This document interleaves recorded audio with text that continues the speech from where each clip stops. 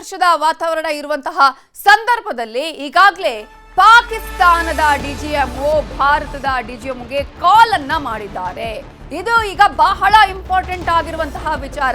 ಕಾರಣ ಪಾಕಿಸ್ತಾನ ಕಾಲ್ ಕೆರ್ಕೊಂಡು ಜಗಳಕ್ಕೆ ಬರ್ತಾ ಇದೆ, ಅಪ್ರಚೋದಿತ ದಾಳಿಯನ್ನ ಮಾಡ್ತಾ ಇದೆ, ತಾನು ಮಾಡಿದ್ದೇ ಸರಿ ಅನ್ನುವಂತಹ ರೀತಿಯಲ್ಲಿ ವರ್ತನೆಯನ್ನ ಮಾಡ್ತಾ ಇತ್ತು, ನಾಗರಿಕರ ಮೇಲೆ ಅಟ್ಯಾಕ್ ಮಾಡ್ತಾ ಇತ್ತು, ಮಿಲಿಟರಿ ಮೇಲೆ ಅಟ್ಯಾಕ್ ಮಾಡ್ತಾ ಇತ್ತು.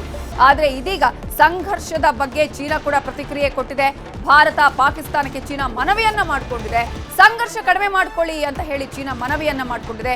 ಎರಡೂ ರಾಷ್ಟ್ರಗಳು ಸಂಘರ್ಷವನ್ನ ಕಡಿಮೆ ಮಾಡ್ಕೊಳ್ಬೇಕು ಅಂತ ಹೇಳಿ ಚೀನಾ ಹೇಳಿದೆ. ಚೀನಾದ ಬುದ್ಧಿ ಕೂಡ ಎಲ್ಲರಿಗೂ ಕೂಡ ಗೊತ್ತಿದೆ, ಯಾವ ರೀತಿಯಾಗಿ ಪಾಕಿಸ್ತಾನಕ್ಕೆ ಇದು ಸಪೋರ್ಟ್ ಮಾಡ್ಕೊಳ್ತು ಬರ್ತಾ ಇದೆ ಅನ್ನುವಂಥದ್ದು. ಇದರ ಸಂದರ್ಭದಲ್ಲೇ ಚೀನಾ ಇದೀಗ ಭಾರತ ಮತ್ತು ಪಾಕಿಸ್ತಾನಕ್ಕೆ ಎರಡಕ್ಕೂ ಸಲಹೆಯನ್ನ ಕೊಟ್ಟಿದೆ. ನೀವು ಎರಡೂ ರಾಷ್ಟ್ರಗಳು ಸಂಘರ್ಷವನ್ನ ಕಡಿಮೆ ಮಾಡ್ಕೊಳ್ಬೇಕು. ಚೀನಾ ಈಗ ಮನವಿಯನ್ನ ಈ ರೀತಿಯಾಗಿ ಮಾಡಿಕೊಳ್ತಾ ಇದೆ. ಆದ್ರೆ ಯಾರು ಯುದ್ಧವನ್ನ ಮಾಡೋದಕ್ಕೆ ಆರಂಭ ಮಾಡಿರೋದು, ಯಾರು ಈ ತರದ ಅಮಾಯಕ ಜನರನ್ನ ಸಾಯಿಸಿರೋದು, ಯಾರು ಅದಕ್ಕೆ ಸಪೋರ್ಟ್ ಮಾಡಿರೋದು ಎಲ್ಲವೂ ಕೂಡ ಇಡೀ ವಿಶ್ವಕ್ಕೆ ಗೊತ್ತಿದೆ, ಆಯಾ ದೇಶಗಳಿಗೆ ಗೊತ್ತಿದೆ. ಇಂತಹ ಸಂದರ್ಭದಲ್ಲಿ ಮೊದಲು ಯಾರಿಗೆ ಇಂತಹ ಒಂದು ಸಂದೇಶವನ್ನು ಕೊಡಬೇಕು ಅವರಿಗೆ ಕೊಡಬೇಕು. ಪಾಕಿಸ್ತಾನ ಇಂತಹ ದಾಳಿಯನ್ನ ಮಾಡ್ತಾ ಇದೆ, ಅಪ್ರಚೋದಿತ ದಾಳಿಯನ್ನ ಮಾಡ್ತಿದೆ, ಕದನ ವಿರಾಮವನ್ನ ಉಲ್ಲಂಘನೆ ಮಾಡ್ತಾ ಇದೆ, ನಾವು ಇನ್ನೂ ಕೂಡ ಶಾಂತ ರೀತಿಯಿಂದ ವರ್ತಿಸ್ತೇವೆ, ಅದು ಏನು ದಾಳಿಯನ್ನ ಮಾಡ್ತಾ ಇದೆ ಅದಕ್ಕೆ ಪ್ರತಿ ದಾಳಿಯನ್ನ ಮಾಡಿ ನಮ್ಮನ್ನ ರಕ್ಷಣೆ ಮಾಡುವಂತಹ ಕೆಲಸ ಮಾಡ್ಕೊಳ್ತಾ ಇದೆ, ನಮ್ಮ ಸಾಮರ್ಥ್ಯವನ್ನ ತೋರಿಸ್ತಾ ಇದೀವಿ. ಆದ್ರೆ ಪಾಕಿಸ್ತಾನ ಏನ್ ಮಾಡ್ತಾ ಇದೆ, ತನ್ನ ನರಿಬುದ್ಧಿಯನ್ನ ತೋರಿಸ್ತಾ ಇದೆ, ಕುತಂತ್ರಗಳನ್ನ ಮಾಡುವುದರ ಮೂಲಕ, ಅದರಲ್ಲೂ ಕೂಡ ಸುಳ್ಳು ಸುದ್ದಿಗಳನ್ನ ಹಬ್ಬಿಸೋದ್ರ ಮೂಲಕ, ಇಲ್ಲ ಭಾರತದಿಂದ ಈ ರೀತಿಯಾಗಿ ಆಗಿದೆ, ನಾವು ಧ್ವಂಸ ಮಾಡಿದ್ದೇವೆ ಅಂತ ಹೇಳೋದು, ಈ ತರದ ವಿಚಾರಗಳನ್ನ ಕೂಡ ಇದೀಗ ಪಾಕಿಸ್ತಾನ ಮಾಡ್ತಾ ಇದೆ. ಏನೋ ಉಗ್ರ ಪೋಷಿತ ಪಾಕಿಸ್ತಾನಕ್ಕೆ ಫುಲ್ ಟೆನ್ಷನ್ ಆಗಿರೋದು ಕೂಡ ನಾವಿಲ್ಲಿ ಗಮನಿಸಬಹುದು.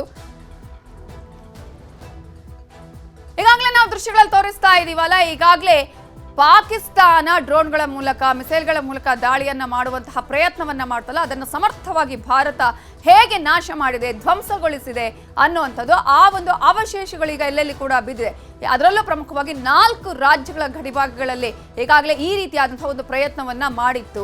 ಆ ಎಲ್ಲ ಸ್ಥಳಗಳಲ್ಲಿ ಇದೀಗ ಭಾರತ ಅದನ್ನ ಪುಡಿ ಪುಡಿ ಮಾಡಿದೆ. ಅದರ ಅವಶೇಷಗಳು ಕೂಡ ಈಗ ಸಿಕ್ಕಿದೆ, ಅವನ್ನ ಕೂಡ ಈಗ ತೆಗೆದುಕೊಂಡು ಹೋಗಲಾಗ್ತಾ ಇರುವಂತಹ ದೃಶ್ಯಗಳನ್ನ ಕೂಡ ನಾವು ಈಗಾಗಲೇ ನಿಮಗೆ ತೋರಿಸ್ತಾ ಇದ್ವಿ. ಈಗಾಗಲೇ ಡ್ರೋನ್ ಯುದ್ಧಕ್ಕೆ ಪಾಕಿಸ್ತಾನ ತಲ್ಲಣಗೊಂಡಿದೆ. ಯುದ್ಧಕ್ಕೆ ಹೆದರಿ ಒಂದ್ ಕಡೆ ಪಾಕಿಸ್ತಾನದ ನಾಯಕರು ಕೂಡ ಆ ದೇಶವನ್ನ ಬಿಡ್ತಾ ಇದ್ದಾರೆ.